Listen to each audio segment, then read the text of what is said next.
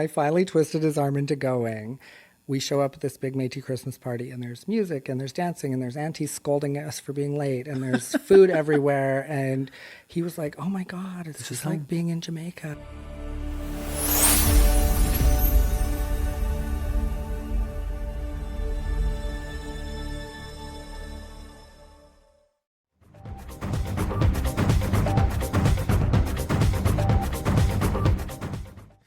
Hello, and welcome back to another amazing episode of Dénht'ā. For any new listeners out there, that in my Cascadeña language means hi, how are you?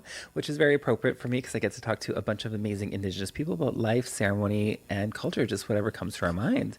And if you love this episode, make sure to like, comment, and subscribe because we have so much more coming. But today, to our lovely, amazing guest, we have Katie King. Hi, Katie. Give us a little synopsis of you. Break it down into 3 words. No, I'm just kidding. I'm joking. 3 words. Just tell us a bit about yourself. Tanshe, Katie King, de Shinakashun, du Northern Alberta, du Shane. So that's Métis. Those are like all the words I know in Métis because I did not grow up in my language. But basically, I'm just introducing myself. My name's Katie King.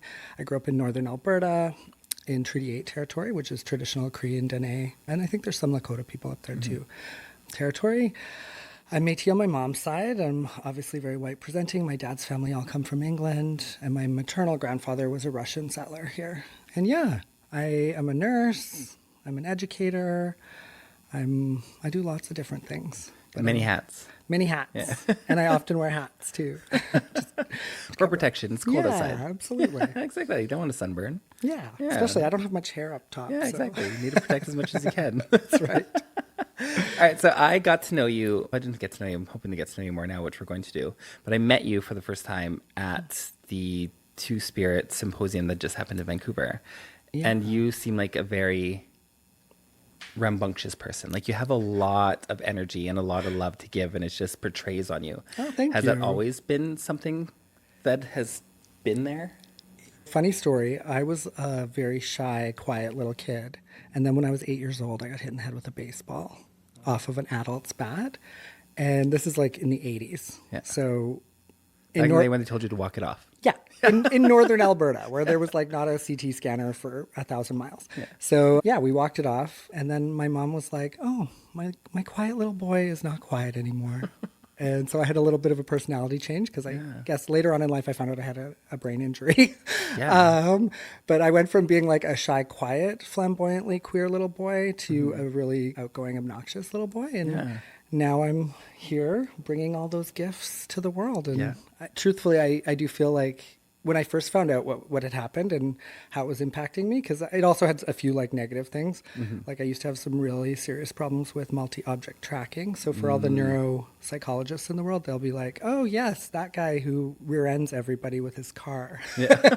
And I did for many years until I got some therapy for that. And then now I don't rear end people anymore. But yeah. Just in different ways. Yeah. So I do bring quite a big energy. Have you ever done any of those personality tests, like the Myers-Briggs or any of that? Yeah. This shows like your introverts and things like that. So I'm like 98% extroverted. Oh, wow. Like I was on the very like... It took you from one extreme to the other. It just switched the switch and be like, you know what?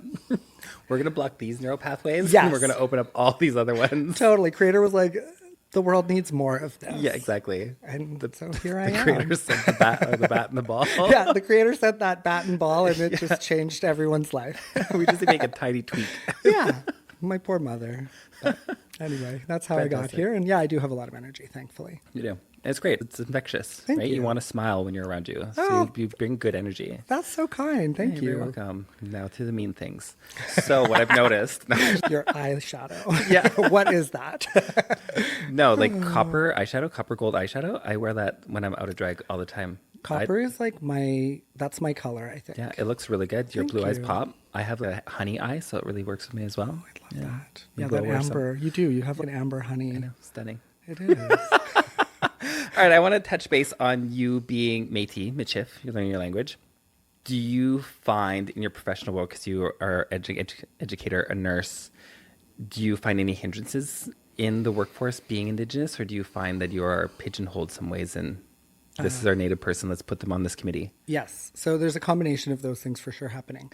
I always tell this story because I came to nursing as a second career. I did a biology program before that. I knew growing up that I grew up on a farm in rural Alberta, and I was far too queer for that. So I knew from a very young age I was going to go to university, and I dedicated my life to that because I just needed to get out of that town.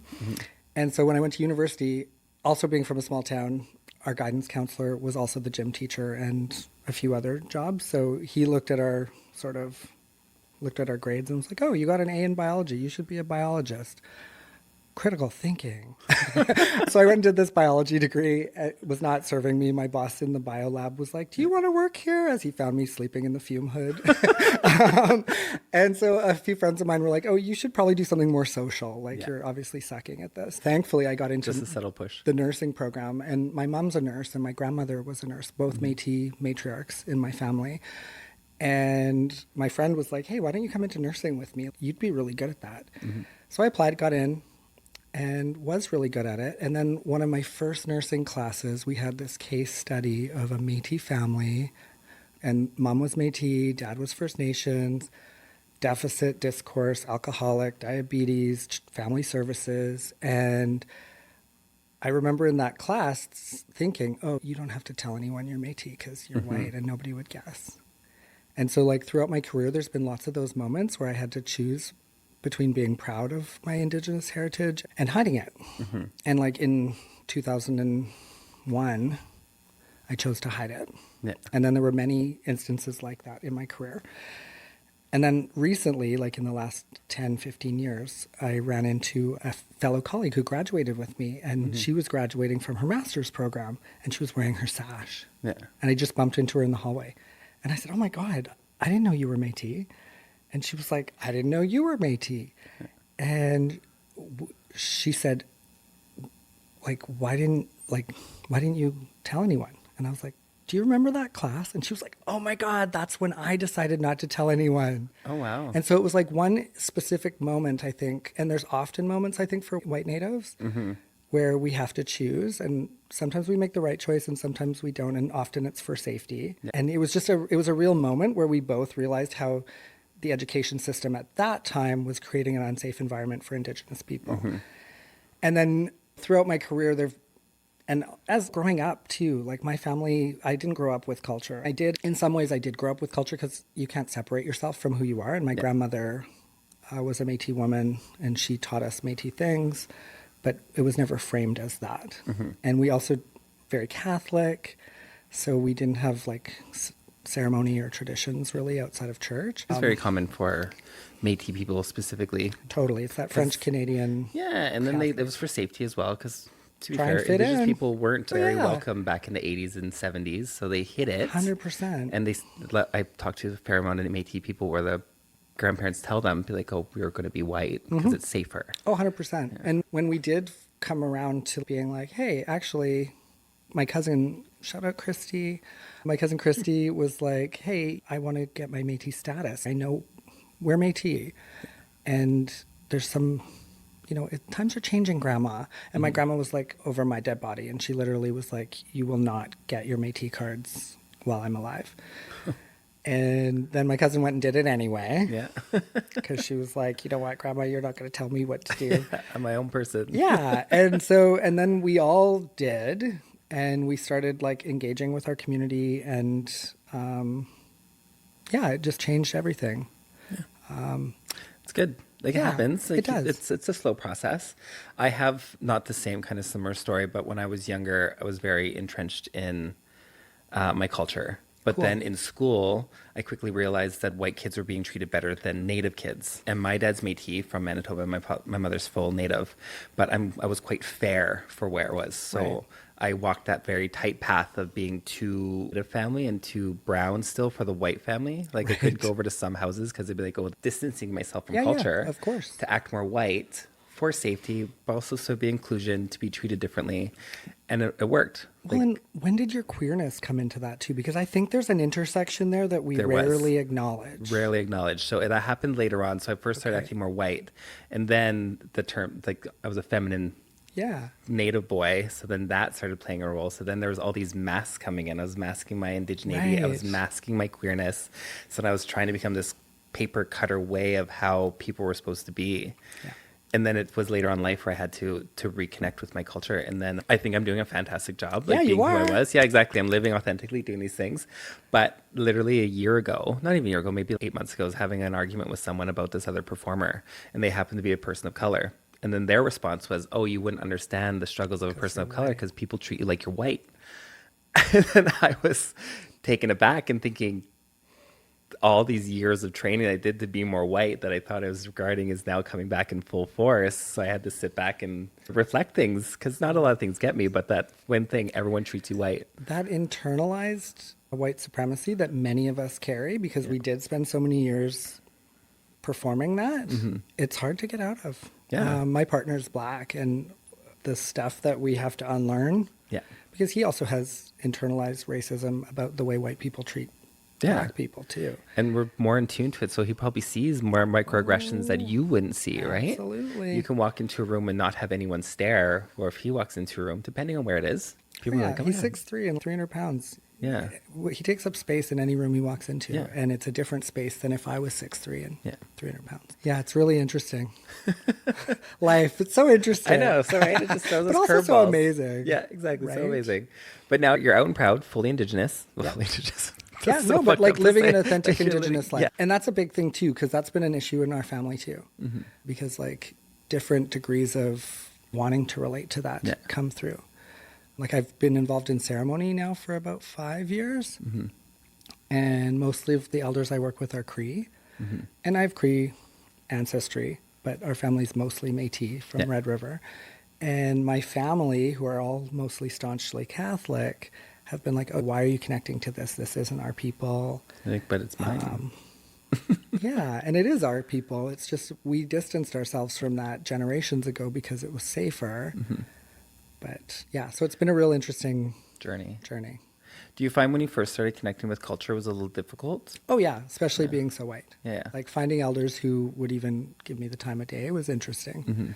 It's also, when I think about it, I'm drawing my own lens on there as well. When I first started reconnecting with culture, I was embarrassed to leave my smudging tools out.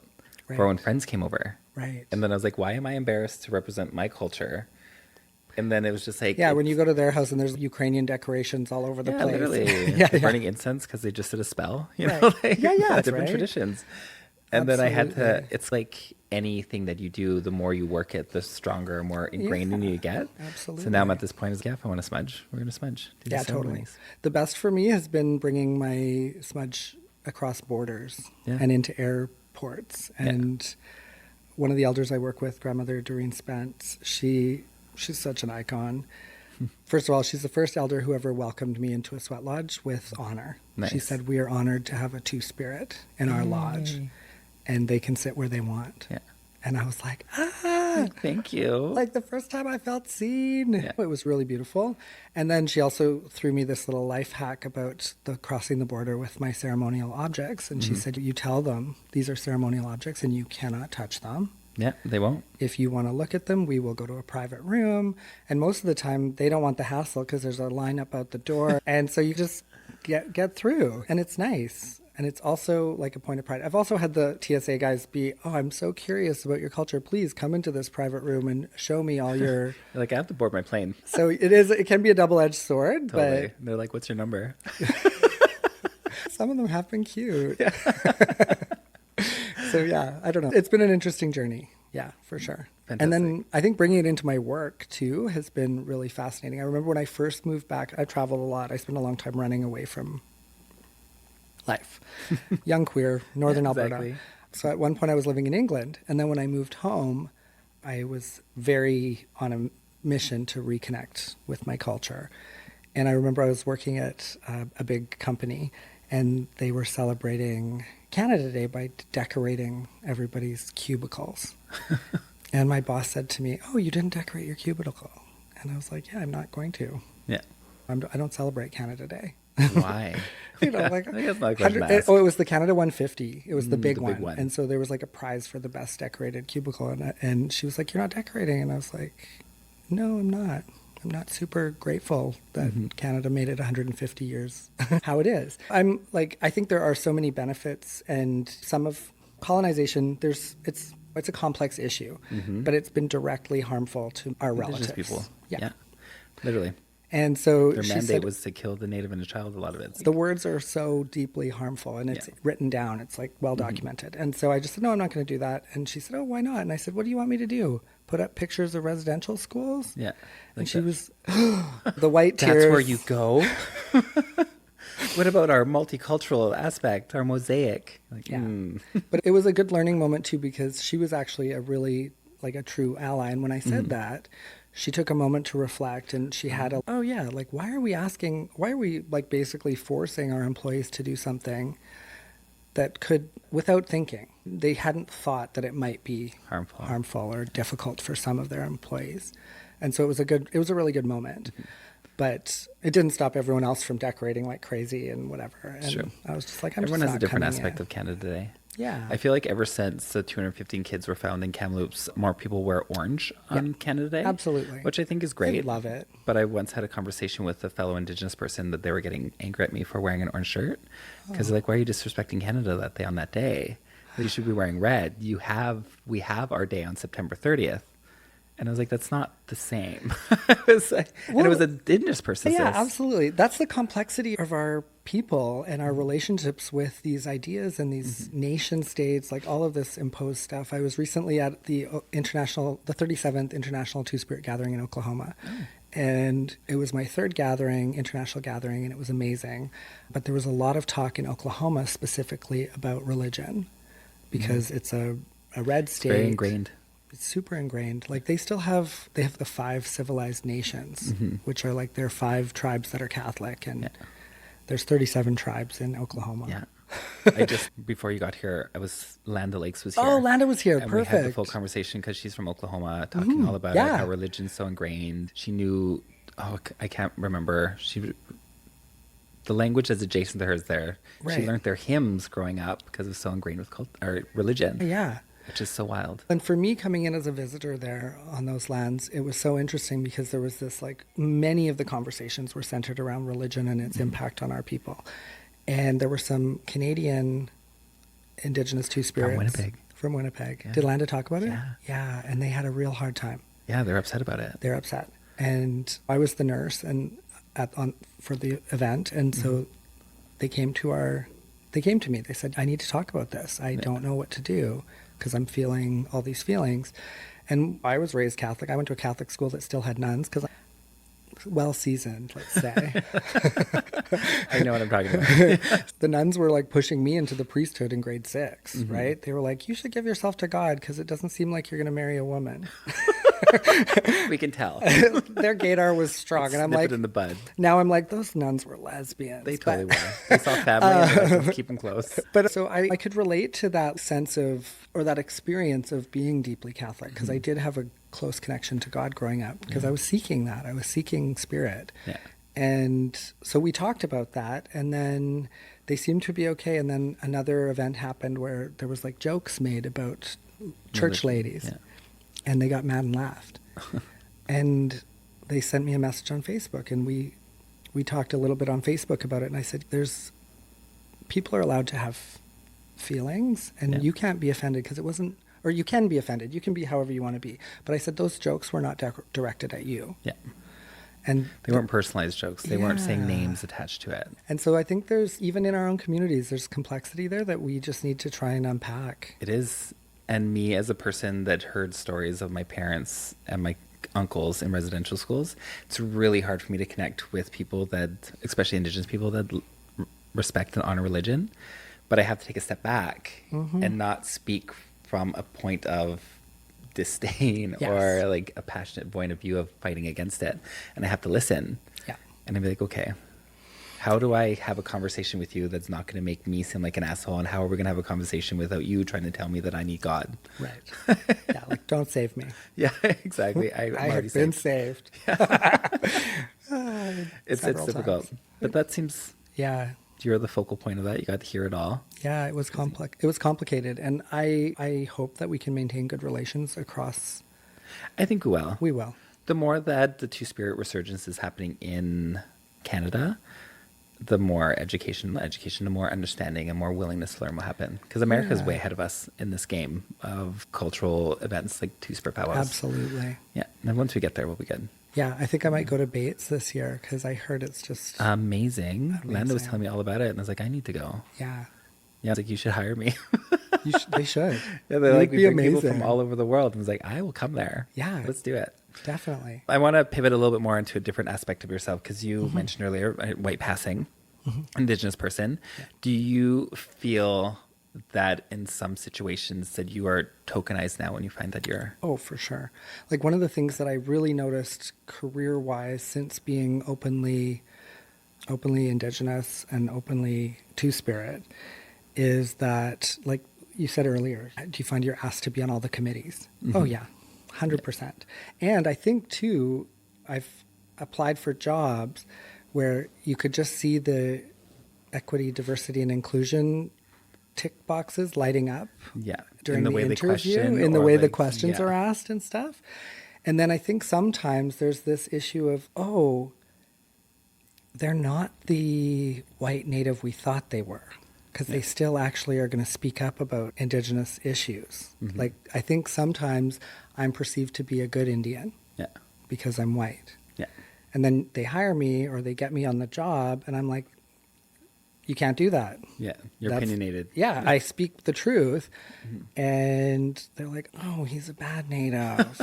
But It's all hiding because they have behind to his white change. skin because they have to change. But truthfully, so many times that's been what it felt like initially. And then through relations, through spending time together, getting to know each other, they realize there's no such thing as a bad Indian, good Indian. Yeah. We're all just Trying to live our life. just trying to live our life and make a better path for the next generation. And it's good that you're with people that want to listen because Yeah. a lot of times there's a lot of pushback.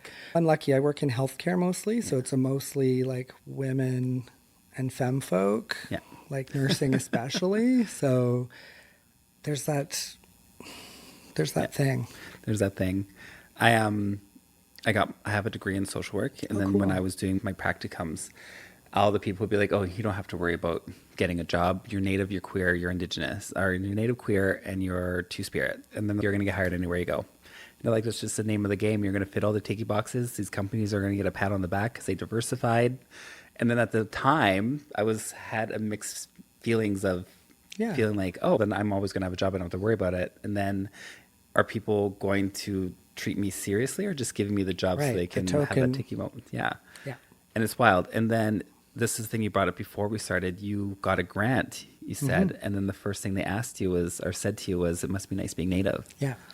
Yeah. Yeah. Without acknowledging any of the like things that come with being native. Yeah. Like all of that stuff we just talked about, like Yeah. my grandma not wanting to admit it, like all of that stuff. Without even acknowledging the work that you put into it. Totally. My work speaks for itself. Yeah, that was the thing. That's what really made me mad was like, oh, because I couldn't possibly have gotten that grant without doing the hard work that's Yeah. required to get a grant. Exactly. Yeah, it was such a moment. And yeah. It's just so silly that you disregard the whole thing. Oh, you only got it because. Yeah. You're like, no, I'm actually really good at my job. I'm a smart individual that knows where to go and how to get things done. And that's what's nice about I've had a pretty amazing career. And what's nice about, I think this is common for Indigenous people and queer people, we leave a trail of good relations often because we operate that way. Yeah. And it doesn't bother me anymore if people want to make those assumptions because my work speaks for itself. Literally. Yeah.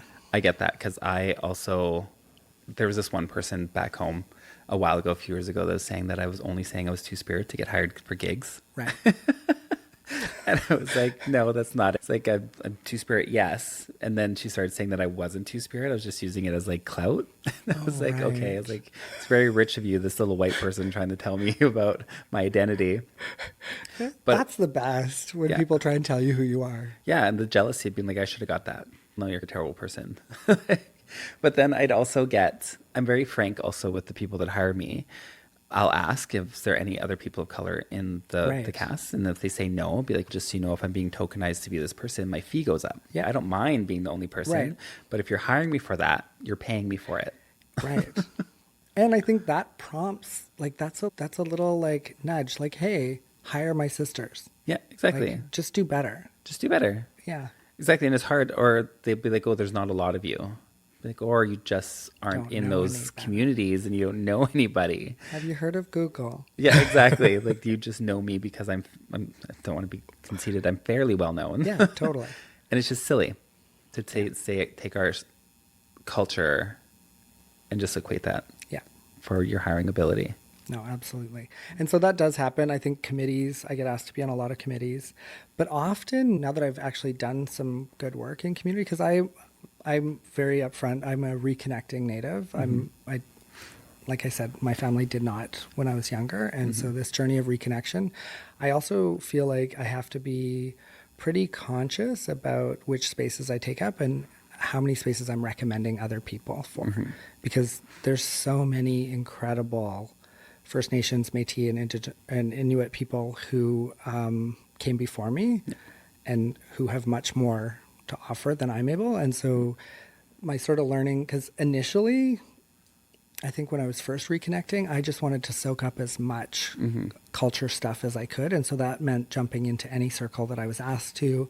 And now I'm having to be much more, like I've learned and I've been humbled. I've had aunties and uncles and friends say, hey, you're taking up a lot of space. Yeah. And I even thought twice about coming here. Oh, wow. Because I do take up a lot of space. Yeah. But I'm trying now to be better at bringing people with me and also recommending people for things constantly. Do you feel that people saying you're taking up space is a new thing that happened within the last year or two? Probably last 2 years, yeah. Yeah. And I have a theory about this. I think you can touch base on this and tell me more about it. But it all started with the whole pretendian movement. Yeah, 100%. With people that are claiming indigeneity and not doing with it. Yes. And I always say the big difference is that when someone finds that they're indigenous and they start doing the work, you're doing the work. But we are now scarred with all these people that have taken advantage and abused it. Absolutely. So now we have that colonial aspect in us to second guess. Yeah. Whereas beforehand, when someone said they're indigenous, we instantly said, welcome to the family. Absolutely. Come on in. And now they're talking about quantifying for Métis people to see where they can go in. They're just accepting everyone. It's such a muddy gray area. It and sure now, is. unfortunately, it's affecting you where you said you're an actively learning Indigenous person reconnecting. Yeah. Do you want to touch base on this whole? Yeah, I'd love to, because it's been such a journey. And the one that sticks out for me, I'm a health researcher. Carrie Barassa, she was the head of Canadian Institute for Health Research Indigenous program, and it turned out that she was a pretendian. You know. Is that the one that won that award? Like Oh, she yeah. won a Canadian huge award across Canada, and now she's backtracking, saying she never once said that she was Indigenous. People just assumed. No, she was telling people all sorts of stuff. Oh no, she was on her website. It was like too Indigenous. Or maybe it's a Yeah. different person. I think it might be a different person. Okay, we'll keep going. Sorry. But she was this very prominent health researcher. I'd cited her in my work. I'd read her books. I was like, oh, look at this amazing Métis person doing this stuff. And then it all came out that they were completely not Métis and had made it all up. And it really made me and several other Métis academics be like, are we? It was this weird second guessing. Yeah. And it was such a difficult time. And even other First Nations academics that I was working with were like, do we even want to be scrutinized this way? And the university I was at was like, immediately we're like, hey, we need proof. Yeah. We want to see your Bring in your status registration card, card. your registration. We want to know who your family names are. Like, we need to know, because we can't be dragged into this scandal. Yeah. And it was like, scrutiny, an unpleasant scrutiny that's the totally wrong way of going about it. Like, I Yeah. understand university being like, we need to cover ourselves, but the way that's went about. Yeah, it was gross. It felt really uncomfortable. And so I think you're absolutely right. That's where it started, was with the pretendian stuff. But I also now feel like it's really important that we do that. I think we're getting to the point where we are, but it's a fine line of how we go about it. It is. It's all about how we go about it. Yeah, we can't just go to someone saying we need to see your status card. And that, now we know that even that can be questioned. Yeah, literally, you can make it up. At least they have better ones now. Were you around back in the day where it was just a Polaroid that they remember it. laminated Yeah. onto a piece of paper? I remember that. Yeah. So those are easy to mimic. But I've had many conversations with a bunch of Indigenous people across Western Canada talking about this issue. And then myself, I've never had to fight for my indigeneity. Right. But then I think about the people that have to, and then all of a sudden they're being questioned. It's like they're putting in the work. Yeah. But then once again, how do we go about it with being respectful of the person and their culture, but yet finding out if they're just doing it or they just love the culture and wanted to appreciate. Right. It's muddy. It is so muddy. It's so muddy. And then when you throw in gender and sexuality stuff too, it gets even more muddier. Yeah. Like you said, someone telling you were claiming Two-Spirit for clout. Yeah. And this is the thing, like there are people trying to define us and not asking us and our nations and our people how we define ourselves. Because it comes down to me for its sovereignty. Yeah. You know, when we let outside people define us, then we've given up our sovereignty in a way. Totally. And it's a muddy place these days. It's a muddy place, and everyone, like you said, wants to define us. They want to put us in little boxes so they can understand. Or you get the fight because we now have a voice now, and people are listening. And then people will be like, oh, why weren't you doing this before? You're like, we're trying, but no one was listening to us. No, but absolutely. One of the good things I find about social media, I feel like that was a big aspect of it because it's brought a platform for just the average Indigenous person to represent on there. Yeah, I think about Notorious Cree on Instagram and TikTok. I think about some of the influencers that I know personally and just they're like the impact that they're having. Yeah. My nieces and nephews follow them and they're like, oh my goodness, Kai Potts is jigging down to the grocery store or whatever. Exactly. I just remember one of his jigging videos and it was a moment. My niece and nephew were like, oh my God, did you see this jigging video? Yeah. And I was like, oh, my heart. It's just that little bit of representation. Yeah. And then they'll see it and they'll be like, I want to do that. Absolutely. Yeah, I think there's, the water's muddy now. I think there's hope for a clearer future. Oh, there totally is. The conversation's going to happen. Yeah. And it needs to happen. Yeah. It's just we need to navigate how we're going to say it. I'm really interested in because you're Métis and First Nations. And I think that's something that we also don't often talk about because you would have had to choose a status card, like treaty status or membership in a Métis nation. I didn't have to because my culture is very matriarchal, my Indigenous roots. So there was never any question that about you would be my taking... father. It was just instantly everyone follows the mother. Okay. So it was just right down that path. Okay. And I never second guessed it. I just instantly, like the mothers were the ones that carried on the name. Okay. But my mother did end up taking my dad's name. Okay. But normally that wouldn't have happened. Right. So there's a little mixture there. Because I know a lot of First Nations people who are both Métis and their First Nation, and they have to choose between enrolling with their band or getting citizenship in their Métis Nation. Yeah. And I'm like, again, these are outside forces defining us. Defining us, yeah. Maybe I never had a choice. Okay. But also, up in the Yukon, there wasn't a lot of Métis people. It was just like usually a lot of the tribes there intermingling. Yeah. So there wasn't really that option. I never grew up with a lot of Métis people around me. You. It wasn't until later on that I learned about the Red River Settlement and Louis Riel and things like that. But because, I think in the Northwest Territories, we have a few really strong Métis communities, like settlements. Yeah. Yeah. Cool. Neat. Never had a choice. Should look into it now. Be like, I want to change. Maybe. Yeah. They won't let you. No, they won't. Exactly. No, you can't. We've seen your podcast. No, growing up with myself, I was very entrenched with culture, so I don't think the idea was... Right.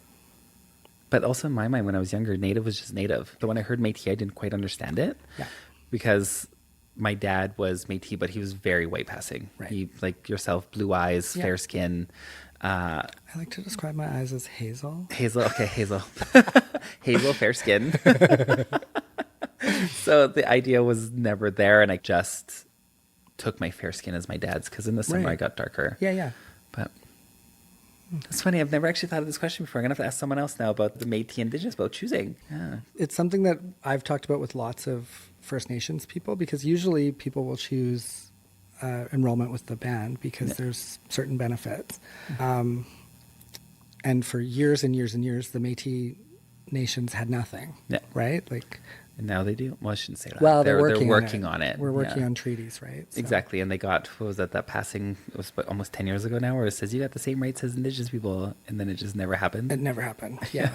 So far, nothing's, there is funding, but it's to try and figure out what we're doing. Yeah, exactly. It's really interesting now. It's a long road to go. It is.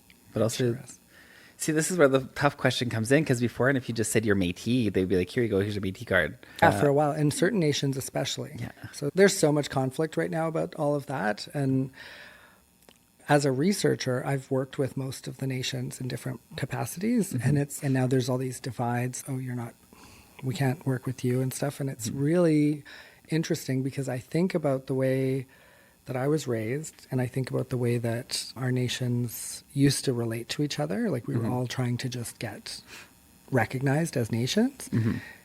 And now all this infighting is really, it's not good for us. And I think it's a product of colonialism. It is a product of colonialism. It's bringing up that lateral violence. Yeah, totally. So as long as they're fighting, we don't have to do anything. Exactly. Let them kill So themselves the Canadian government benefits from us fighting, and I just wish that we could set some of that aside until we can figure out a treaty. Yeah. But it will. Time will tell. Time will tell. Time will That's tell. right. We got a lot of that on our hands. I shouldn't say that. We'll figure that out. Yeah. That's wild.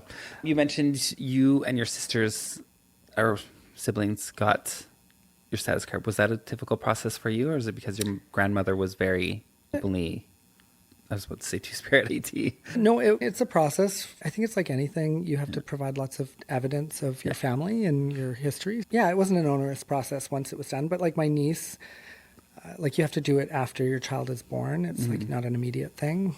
I think it's similar with band enrollment. So my niece, for example, was doing her application because my sister just didn't get around to it when she was a kid. Yeah. And then my niece turned 18 during the process. So typical governments. So even our governments struggle. They were like, oh, you turned 18. Now you have to resubmit the whole thing under yourself because your mom can't sign for you. Yeah. And so now my niece is having to collect everybody's birth certificates again and do all this work. Which is such a pain in the butt. Literally. And she's an 18-year-old. She wants to have fun and do things. Yeah, I don't know. It's a pain in the butt. But But it's worth it. It's worth it. It's cultural identity 100%. And like having the numbers, it's there. This is reminding me of a weird thing about you said after you're born, you get your status card. They don't really do this anymore, but they used to quantify your status card with like a G1 or a G2. Yeah. Have you heard of that? Oh, yeah. Yeah, if your status card ended in a 1, that means that you can pass on your indigeneity. Yeah, If it ended in a 2, that means it ended with you unless the other person was a 1 on their status card. Yeah, and again, these are like colonial logics of eradication. Yeah, because we're going to breed it out of you. Yeah, and it's nuts. It's like, where is our sovereignty? Where, like, when I heard about that, because it doesn't affect Métis people yet, because we're not under the Indian Act. Yeah.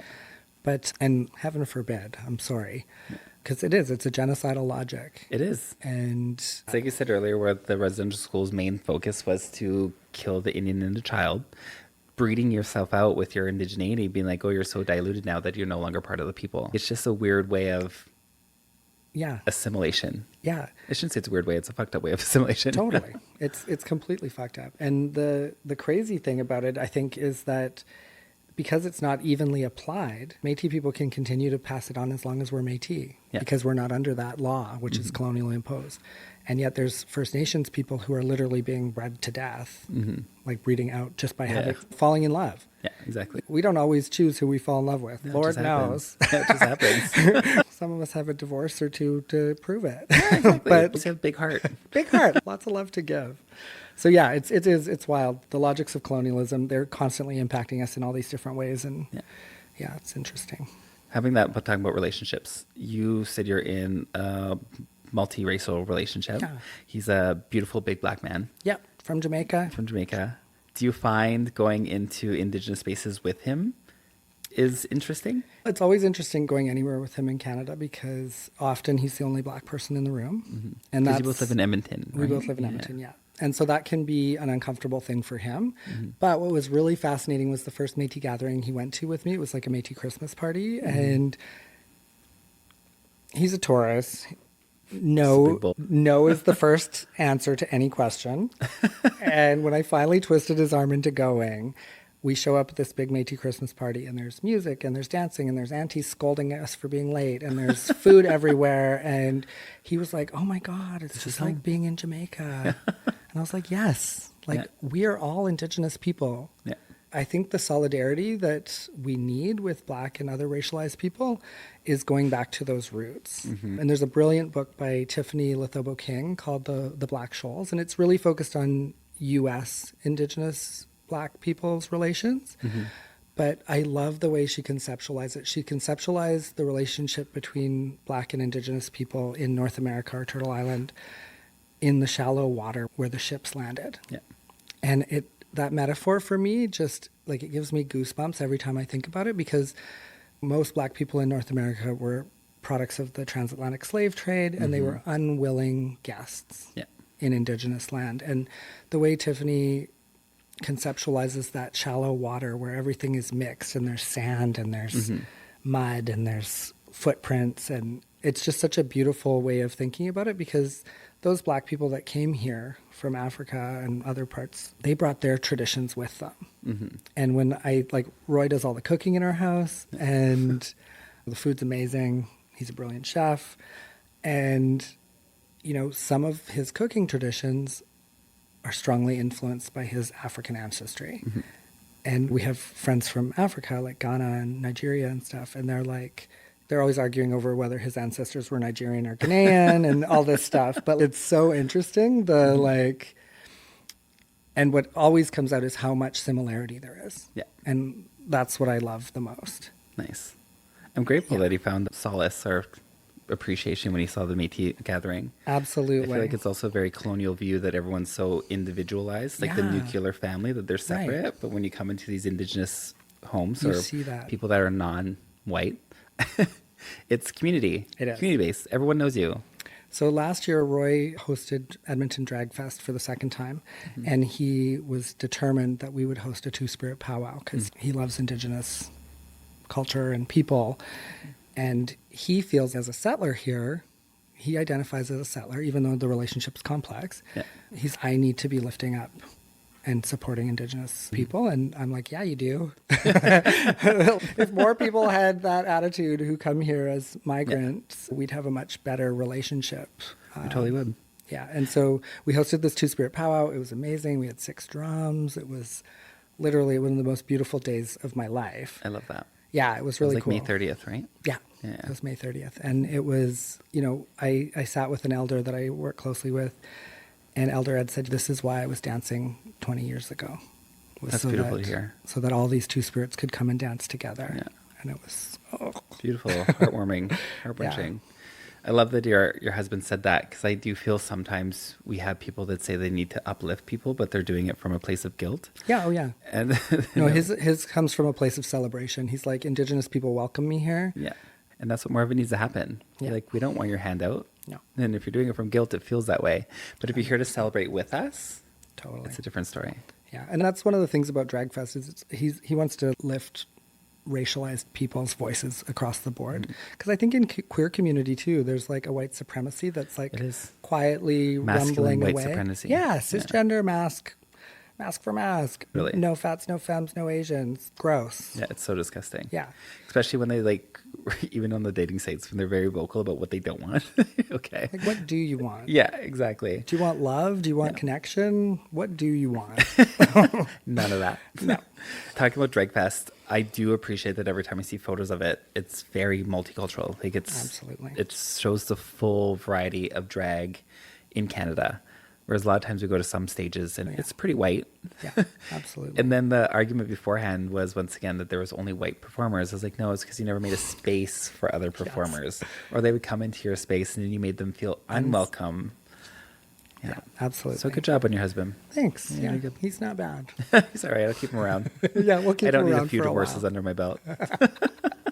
Hopefully not anymore. No more. We're not married. Apparently in Jamaica, that's not a common practice, but getting married? We are together forever. Well, you're common law now. Yeah. It's the same thing. Literally. You still have to fight for everything. But that's never going to happen. Do not tell the CRA. Yeah. CRA, if you're listening, we are not common law. It's so funny. When I was once married as well, but we were living together for 10 years. And in the CRA's eyes, we were just roommates. And then we got married. And they were like, all right, well, fuck, now we have to do things differently. Yeah, now you have to file. Yikes.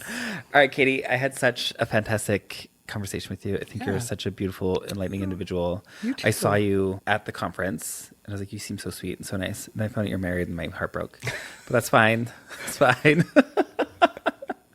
But I'm very grateful that you had a conversation with me. We are still here for another conference. For people who don't know, I'm in Vancouver right now. And I'm quite excited to get to know you a little bit more. Yeah, me too. Yeah. This has been great. And thanks for having me. We've been following you on the Instagram. Perfect. On the Instagram. Oh my God, right. I'm dating myself We here. hit like every now and then. But yeah, it's been an honor to be here and to have this conversation. And yeah, I'm looking forward to hearing it. Yay. Follow and listen. Exactly. All those fun things. If you want to find Katie Lang or their husband, they do Drag Fest in Edmonton. Oh, I love that you just called me Katie Lang, who is one of my icons. Katie King. Katie King. You know that Constance last night, they called her Constance Turner, but it's Constance Craving. Yeah. And I was like, has she ever done the Katie Lang song? Has. Oh, yeah. Constance is such an icon. She's such an icon, and I need to see her, and she's so sweet. Yeah. Just to bring up her again, she's did the live podcast, so people at home will get to know her. I was having a conversation with her afterwards. I think you were sitting beside her, where she was concerned that she messed up my podcast.